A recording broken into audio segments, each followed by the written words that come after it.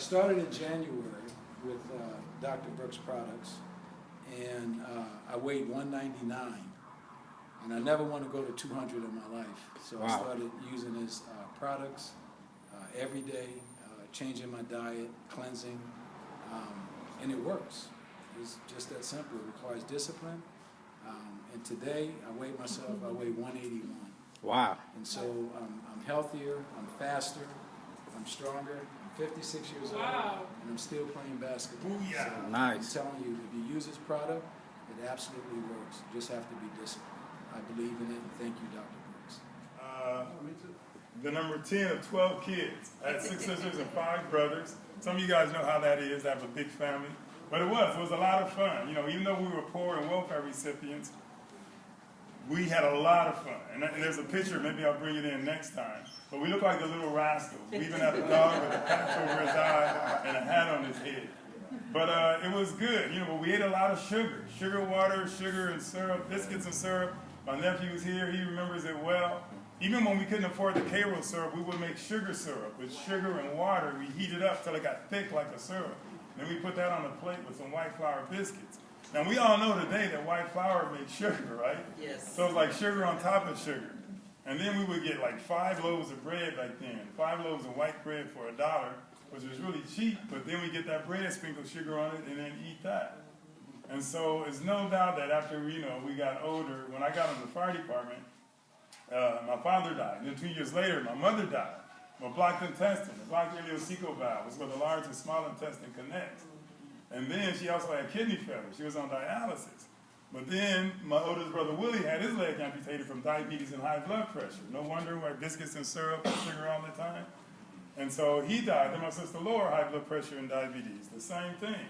My brother Doug had 2 strokes, high blood pressure and diabetes. My brother Michael, he has high blood pressure, diabetes, has his toes amputated from the same thing. And my youngest brother, number Stephen, he's number 12 in the family. He had high blood pressure, diabetes, heart disease, stroke, and kidney failure.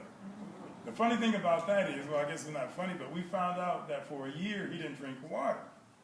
He drank Orange Crush. You guys know what Orange Crush is, right? Those of you watching from somewhere else around the world, Orange Crush is a soda. But it's an orange soda, which is coloring, but it's carbonated. So you have the carbonic acid, the phosphoric acid, and the sugar, which is acid. So you literally have 3 acids in a liquid medium that you're pouring into this body. And it just kills everything. It kills your kidneys. That's what has to filter all this stuff out. But anyway, we're here to talk about how to lose this fat. You notice on the seminar, I said this is a fat loss seminar, not a weight loss seminar. Because it's easy to lose weight. Just don't eat. And we've done that. We've done that over and over again. People don't eat and they lose weight. But the thing is, you want to maintain your muscle. Think about it like this. When does a human being double their weight in size in just a few months?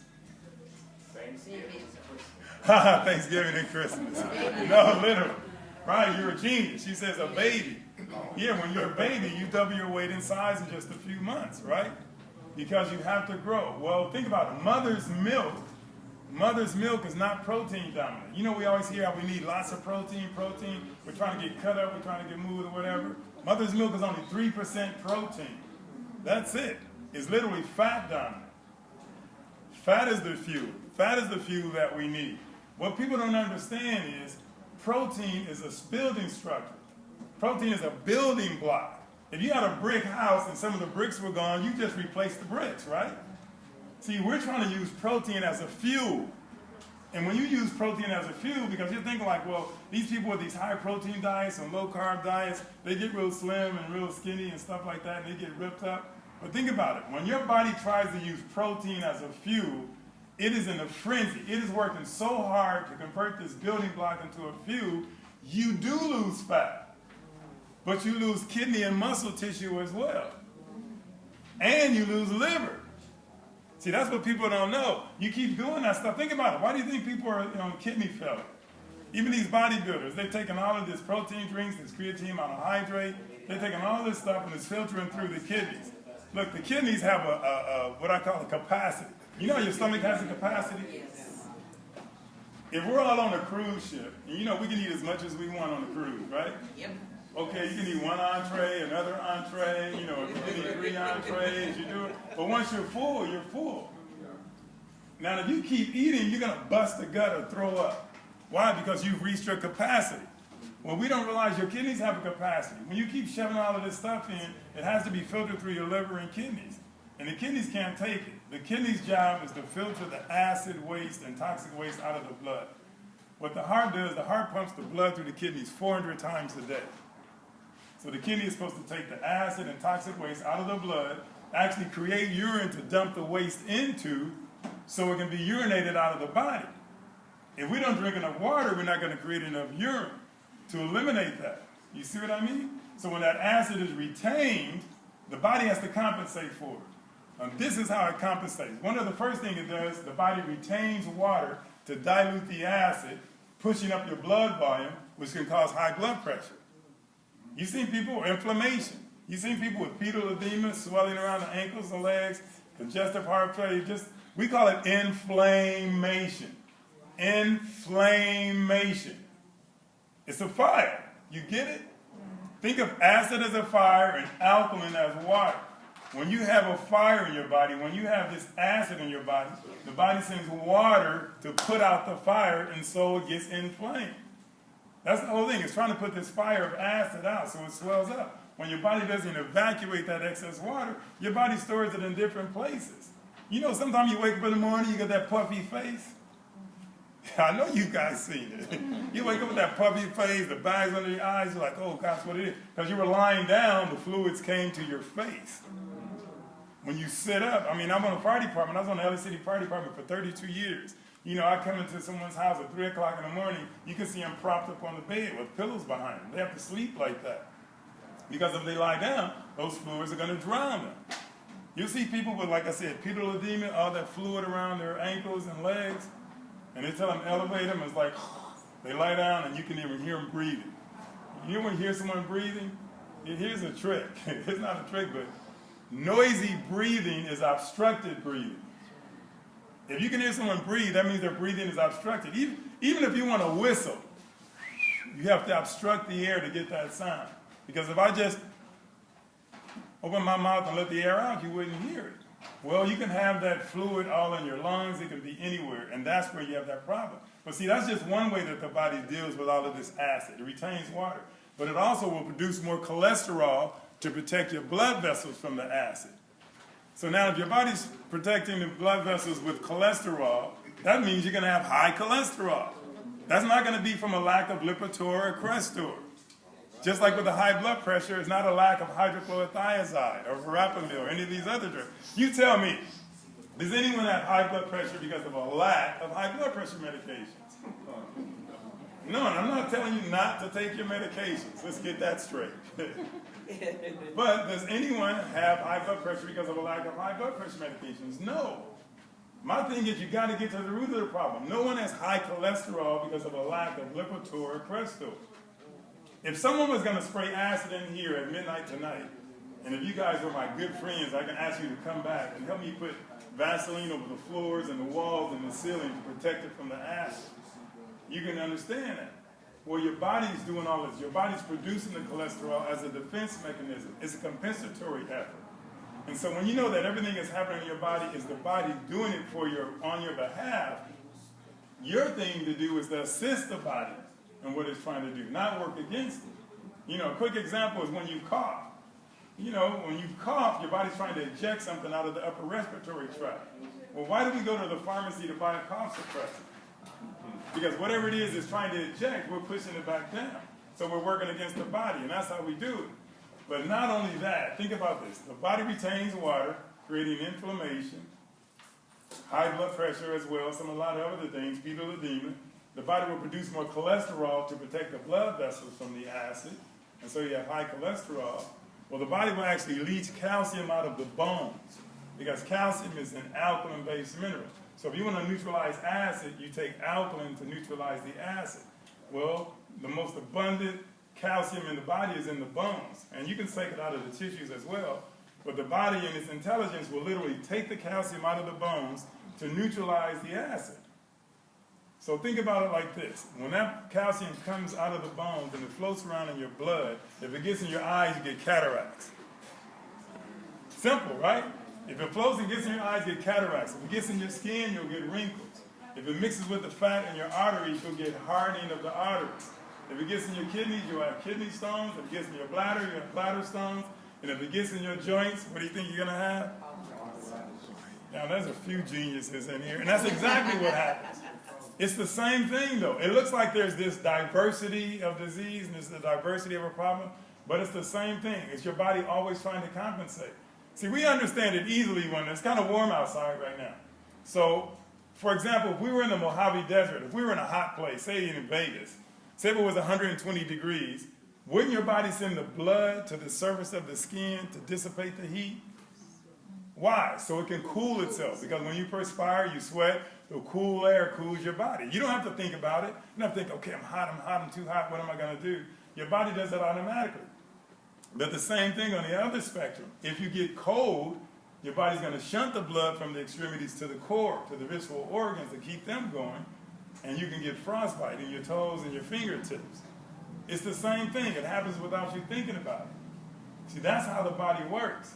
Well, like I said, when it leaches that calcium, it's trying to neutralize the acid. But the things that happen after that can be cataracts, wrinkles, arthritis, all those kind of things. You ever see hardening of the arteries? That's the one thing I saw in the fire department. If you try to start an IV with somebody with hardening of the arteries, imagine even a blood vessel. Imagine a wire clothes hanger under the skin. You know how hard that is? Imagine that being your vein, your blood vessel, a wire clothes hanger. That's how hard it can get. I'm setting you guys up to see why the body produces fat. This is what it is. So now the body will retain water to dilute the acid. It'll produce more cholesterol to protect the blood vessels from the acid. It'll release calcium out of the bones to neutralize the acid. And your body will produce fat. It will make fat to store the acid, to buffer it. That's what it is. The more acid you have, the more fat your body will produce to store. And it doesn't always have to be on the outside. Say like if Romeo bought, 20 pairs of shoes and you didn't have enough closet space, you might have to build another closet for her to store the shoes. Otherwise, you might have shoes in your kitchen, in your bathroom, in your living room. So, some of you guys, I don't know, you might have 40, 50 pairs of shoes. So you say, oh, do you? No? But think about it. If you have more of anything, if you have more clothes and more shoes, and you don't have the closet space, you'd have to build more closets. Well, that's what the body does. When you consume and ingest more acid than the body can handle, once you go over and beyond the body's tolerance level, it has to compensate some kind of way. So the body says, let's produce fat so we can store it. Think of fat as a closet, a place to store the acid, to store the toxins, to store this waste. But now when you eliminate the waste, there's no reason for it. The body doesn't have to hold on to it. Now sometimes people are slim, and this is the whole thing about it. You can be over fat. You can be short and over fat. You can be tall and over fat. You seem to carry it better. But you can be skinny and over fat. Anybody ever heard of skinny fat? No? No, it's different. But just imagine a 6 foot tall female that's 130 pounds. That's kind of skinny, huh? But imagine her being 40% body fat. 35. Imagine 66.5 pounds of her body being fat. So she can have on her skinny jeans, everything's nice and tight, have on her blouse or whatever, and she gets ready for bed, takes it off, and everything just dribbles. No, that's literally the way it is. I'm sure if you guys think about it, if you go back in your brain, you've seen people like that. They've been real slim, but, well, as a matter of fact, I think it was Arnold Schwarzenegger that says, if it jiggles, it's fat. I don't care who it's like. That's the thing, it's kind of a telltale sign. Because you can be short and be muscular. Like, think about a football player. You can be 5'9", 220 pounds, but be only 6% body fat. You see the difference? And here's this person. And that's why. Now, why do you think, and then this is the question to you guys. Now, why do you think the body produces fat? To store waste. What's that? To store waste. To store waste. That's exactly it. To store the acidic waste. It's all a compensatory effort. It's not just a thing of stopping this and not bringing this in. If your body becomes more alkaline, it'll stop it. If you ingest more alkaline foods, your body will adapt to that. Think about it simply. Every single day of your life, your body is adapting to the internal and the external environment. You know what the people in the North Pole, people that live in Alaska, whatever, you know their blood is thicker than ours? Why? Why would that be? Adapting to the coldness, right? Exactly, it's adapting to the cold. I'm just trying to get you guys to engage mentally. I don't want you just up here going like, yeah, that's good, forget it. No, it gets thicker because it wants to adapt to the cold. And then when it's hot, it'll probably get more thin, right? What do you think that happens if you live at altitude, 10,000 feet? You think your body would take in more oxygen? It's hemoglobin? Yeah, think about it. If the air is thinner, your body will adapt to thinner air, right? So it can take in more oxygen. So if you come down from altitude to sea level, why do you think those Ethiopians can go like forever and ever and ever? You take us to sea level and we walk up a few flights of stairs. We're huffing and puffing. We go to 10,000 feet, we'll pass out. So your body's always adapting, internally and externally. So when you see somebody, if you see somebody muscular walk through that door and he's got muscles coming out of his traps, he's been doing something environmentally, right? Probably lifting and pumping and doing a whole lot of stuff because you could see it on him. And so the thing is, that's what it is. But not only is it external, it's internal. Now, you guys seen a steak? You've seen a steak with the fat on the outside of the steak. And then you see the fat on the inside. They call it the marbling. Now, see, some people have fatty livers and fatty organs. See, sometimes it's not on the outside, it's on the inside. And see, so I'm saying that because some of you slim people think you can get away with like, I'm good to go. Slim people check out every day the same way. Now think about it. Slim people don't even have the fat to store the toxic and acidic waste. So it's in their organs. So their organs try to store it. Exactly, right. So some people can actually have more fat and be healthier than someone that's slim. So now we've kind of leveled the playing field, right? And that's the way it is. Because I'm slim like that. But the thing is, you got to keep this stuff moving out. Anyone know my motto? You know how our culture says you are what you eat? And I say you're not just what you eat. You are what you don't eliminate. If it's not eliminated, it's accumulated. And wherever it's accumulated is where your body gives you signs and symptoms. Listen, you guys, the same thing that causes fat to be produced on your body is the exact same that causes your sickness and disease. It's the acid waste, and your body trying to adapt to it. It's really that simple because it's happening on a cellular level. We still think about the stomach and the body. Most people on the planet, for whatever reason, and I understand why, most people on the planet eat for flavor and taste or to feed the belly. That's just what we do. We don't eat to feed 100 trillion cells. Now, just because we put something in our mouth doesn't mean it gets to our cells. If it doesn't get to our cells, we're going to have a problem. And that's the whole thing. When the cells can't get their nutrition, they can't do their job. What if the cell doesn't get enough hydration? It can't do its job. What if the cell doesn't get enough sleep? It can't do its job. What if I pick you up and, tie you to the back of my truck and drive you around LA all day? You're not going to be able to do your job. That's exactly what happens to the cells. See, your cells are you guys. That's what you got to get. Your cells literally are you repeated 100 trillion times. Your cells eat, they drink, they breathe, they poop, they get pissed off like you do. Your cells literally, they have memory and imagination. And people don't get that. Your cells have consciousness. Your cells are always thinking and deliberating and making decisions 24/7. But the only way I've seen is that the only way they can communicate with you is through signs and symptoms. And we always relegate signs and symptoms to a whole lot of other things, like when we take drugs and they say these are the side effects of headache, nausea, vomiting, blurry vision, coma, perhaps even death. And ask your doctor and see if it's for you. Well, no, it's not for you. The reason, all of those side effects, literally, those side effects are not side effects. Those are the effects of putting toxic drugs into the physical domain. It's the body that's doing that. It's the body that's acting. All of the side effects is the body telling you to stop. Don't do this anymore. But if we language it as side effects, we keep taking it. Because this is just one of the things that, look, you can take that same drug for one of the other effects. Why would they say cause side effects of headache, nausea, vomiting, blurred vision, coma, perhaps even death? Why do we even have to consider it? That's the whole thing. I'm telling everything you guys, get it this. Everything you eat, you drink, you inhale, you snort, if you do that, if you absorb it through the skin, if you inject it into the body, it's got to go through your liver and kidneys. And just imagine how much you do it, how often you do it. It saturates your liver and kidneys, and your body has to compensate for it.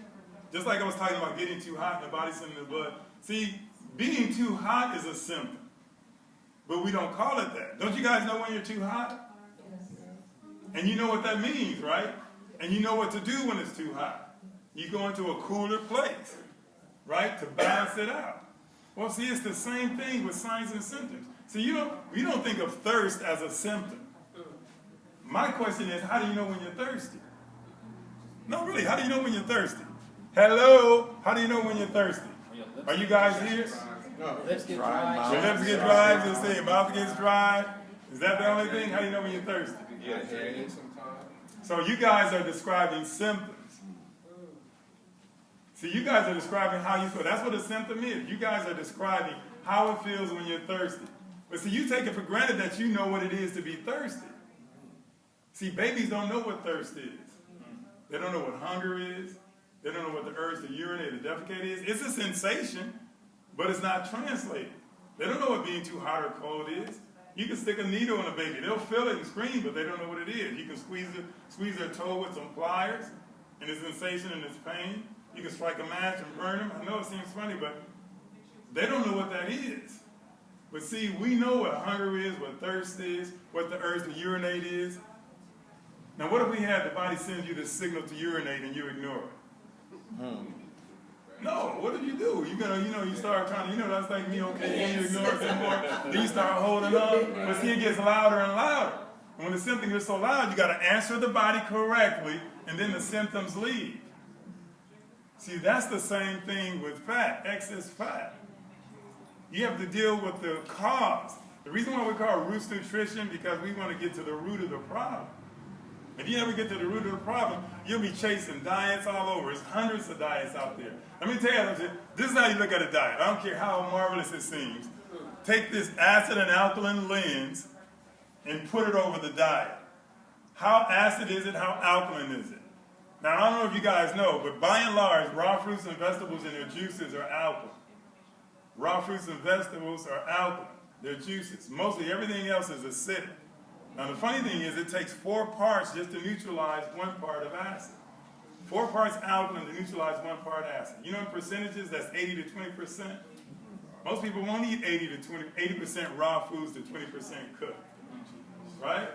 I know. Sure. Most people won't. You can tell them. This is the most ideal. I guarantee if you did that, you wouldn't be fat at all. Would you? You tell me. Yes. No, but you're not going to do that. So that's why we're producing a drink. We're producing a certified organic, raw, vegan, whole food meal replacement drink that can alkalize your body. Now there's alkaline water. You can actually consume that. The body's over like 72% water. So picture the body like this. This is the easy thing to do. I tell people this all the time. Your body is 100 trillion cells that are bathing in 2 fluids. The fluids in the body, for the most part, are blood and lymphatic fluid. So picture 100 fish in the fish tank. Those fish representing your 100 trillion cells. It's obvious that the fish are in the water, but sometimes we forget that the water is also in the fish. And that's how our cells are saturated by blood and lymph. But as soon as we feed the fish, most of that food goes to the bottom of the tank and it decomposes. It rots. The fish, of course, will eat some of the food and they'll poop. That poop goes to the bottom of the tank and decomposes.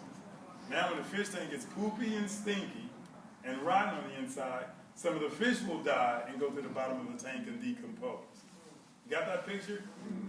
That happens in the body every single day. Yours, mine, everyone you know. That's what happens every day. And because that's what's going on, your body gives you symptoms to let you know how toxic you are. But those different symptoms that occur, we address them with the drug. That's the thing. That's the thing that doesn't work. Imagine trying to put drugs in a poopy fish tank to improve the life of the fish. No, it's not going to happen. So what do you do? What do you do with the fish tank, you guys? I can't hear you.